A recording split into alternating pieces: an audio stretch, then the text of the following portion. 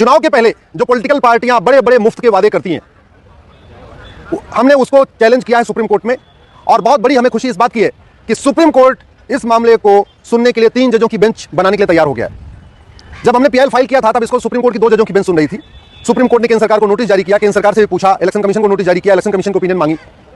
Supreme court ने tax payers के बारे में भी कहा है कि एक एसोसिएशन अपना टैक्स पेयर का भी बनना चाहिए, उनकी भी इनपुट आना चाहिए, उनका भी फीडबैक आना चाहिए, आरबीआई का इनपुट आना चाहिए, कैसे इस फ्रीवीज सिस्टम को रोका जाए जो मुफ्त रेवड़ी का कल्चर है। इसके बारे में सुप्रीम कोर्ट ने सबसे ओपिनियन मांगी है। सुप्रीम कोर्ट ने मुफ्तखोरी रोकने के लिए आरबीआई की ओपिनियन मांगी है, फाइनेंस कमीशन को ओपिनियन मांगी है, इलेक्शन कमीशन को ओपिनियन मांगी है, केंद्र सरकार की ओपिनियन मांगी है। इसके अलावा सुप्रीम कोर्ट का कहना है कि टैक्स पेयर का भी अपना एक एसोसिएशन होना चाहिए, क्योंकि पूरा देश करदाताओं के पैसे से चलता है। तो टैक्स पेयर का पैसा कैसे यूज होना चाहिए, कहां रोकना चाहिए, क्या टैक्स पेयर का पैसा मुफ्तखोरी में खर्च करना चाहिए, रेवड़ी बांटने में खर्च करना चाहिए, इसलिए टैक्स पेयर्स की भी ओपिनियन आनी चाहिए। क्वेश्चन ऑफ लॉ फ्रेम हो चुका है, मामला 3 जजों की बेंच को रेफर हो गया है, लेकिन 3 जजों की बेंच बनी नहीं थी। 3 जजों की बेंच को ये मामला पिछले साल अगस्त में चला गया था, लेकिन उसके बाद सुनवाई नहीं हो पाई थी, बेंच नहीं बनी। आज मैंने सुप्रीम कोर्ट चीफ जस्टिस साहब से रिक्वेस्ट किया है कि मामला बहुत ही महत्वपूर्ण है, कृपया आप 3 जजों की बेंच बनाइए, और चीफ जस्टिस ऑफ इंडिया ने बोला हम इस पर 3 जजों की बेंच बनाएंगे, इस पर सुनवाई करेंगे। मैंने अपने पीआईएल में यही कहा है कि 70 लाख करोड़ रुपए का कर्जा तो राज्यों के ऊपर है, राज्यों के ऊपर 70 लाख करोड़ का कर्जा है। कोई ऐसी राज्य सरकार नहीं है भारत में जो कर्जे में नहीं है।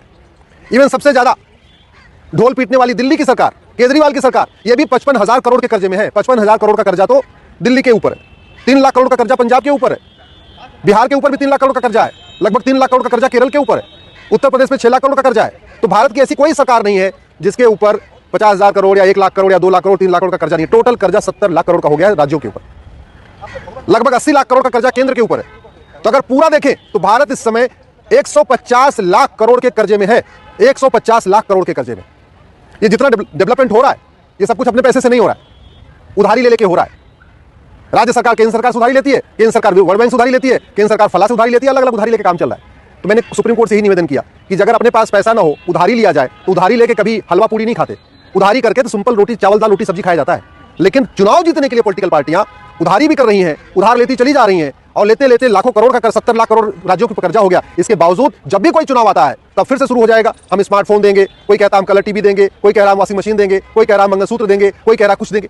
फंडामेंटल राइट तो पूरा हो नहीं पा रहा है। कोई भी पॉलिटिकल पार्टी शुद्ध हवा देने का वादा नहीं करती, शुद्ध पानी देने का वादा नहीं करती, शुद्ध जो है अच्छी शिक्षा देने का वादा नहीं करती, अच्छा हॉस्पिटल का वादा नहीं करती, अच्छे स्कूल का वादा नहीं करती। वादा क्या करेंगे? मुफ्त में फला, मुफ्त में फला। अरे भैया पैसे ले लो लेकिन शुद्ध तो दो। शुद्ध हवा, शुद्ध पानी, शुद्ध भोजन दे नहीं पा रहे, शुद्ध सब्जी दे नहीं पा रहे, शुद्ध फल दे नहीं पा रहे हो, और कह रहे नहीं हम तो फ्री में पानी देंगे, फ्री में बिजली देंगे, फ्री में वॉशिंग मशीन देंगे, फ्री में मंगलसूत्र देंगे। इस पर रोक लगाना जरूरी है। अगर हमने नहीं रोक लगाया तो याद रखिए लंका की क्या हालत हो गई है आप सबको पता है, पाकिस्तान की क्या हालत हो गई आप सबको पता है, अफगानिस्तान की क्या हालत हो गई सबको पता है।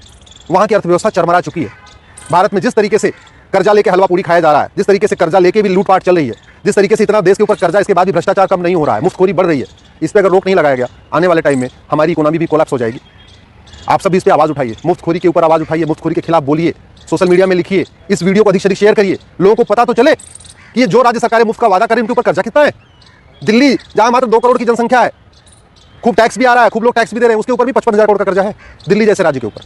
यूपी बिहार बंगाल की तो बहुत पीछे छोड़ दीजिए, बिहार के ऊपर 3 लाख करोड़ का कर्जा है, बंगाल पे 3 लाख करोड़ का कर्जा है, केरल पे 3 लाख करोड़ का कर्जा है, उत्तर प्रदेश पे 6 लाख करोड़ का कर्जा है, उत्तराखंड पे 3 लाख करोड़ का कर्जा है, राजस्थान पे 3 या 4 लाख करोड़ का कर्जा है।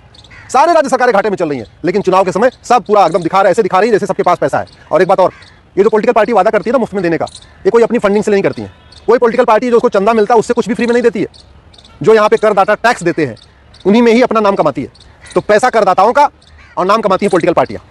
पैसा करदाताओं का और नाम कमाते हैं नेता कि मैंने ये दे दिया, मैंने ये दे दिया, मैंने ये दे दिया। भाई कोई भी नेता अपने जेब से कोई 1 रुपये खर्च करता है क्या? कोई पॉलिटिकल पार्टी अपने जेब से 1 रुपये खर्च करती है क्या? पैसा किसका है? हमारा और आपका। तो हमारा आपका पैसा सही से उपयोग हो, सही जगह उपयोग हो, उसका दुरुपयोग ना हो, मुफ्त रेवड़ी में उसका दुरुपयोग ना हो, इसके खिलाफ आवाज़ उठाइए। अगर आप ऐसे ही पॉलिटिकल पार्टियों के बारे में सोचते रहेंगे, अगर आप पॉलिटिकल पार्टियों से ऊपर नहीं उठेंगे, दल गुलामी नहीं छोड़ेंगे, राष्ट्र के बारे में नहीं सोचेंगे, तो याद रखिए हमारी आने वाली पीढ़ियों का वही हाल होगा जो आज लंका में हो रहा है, जो पाकिस्तान में हो रहा है, जो बांग्लादेश में हो रहा है, जो अफगानिस्तान में हो रहा है, वही हाल हमारे बच्चों का भी होगा। मैं आपसे निवेदन करता हूँ, प्लीज़ दल गुलामी छोड़िए, पॉलिटिकल पार्टियों से ऊपर उठिए, सपाई बसपाई भाजपाई नहीं, सबसे पहले भारतीय बनिए, और जो सही है उसको सही बोलिए, जो गलत है उसको गलत बोलिए।